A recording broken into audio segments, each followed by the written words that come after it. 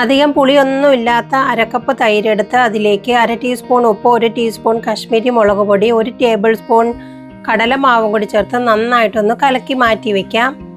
200 gram paneer ക്യൂബ്സായി cut ചെയ്തതിലേക്ക് 1-2 green chillies cut ചെയ്തിട്ട് കൊടുത്ത് ഒരു വലിയ സവാള, ക്യാപ്സിക്കം, ടൊമാറ്റോ ഒക്കെ ഇതുപോലെ ഡൈസായിട്ടൊന്ന് കട്ട് ചെയ്ത് 1/2 ടീസ്പൂൺ ഉപ്പും ചേർത്ത് 1 ടീസ്പൂൺ നല്ല മുളക് പൊടി, 1/4 ടീസ്പൂൺ മഞ്ഞൾപ്പൊടി, കുറച്ച് കസൂരി മേത്തിയാണ്. നല്ല ടേസ്റ്റ് ആയിരിക്കും. മാർക്കറ്റിലൊക്കെ ഇപ്പോൾ അവൈലബിൾ ആണ്. നന്നായിട്ടൊന്ന് മിക്സ് ചെയ്ത് മാറ്റി വെക്കണം.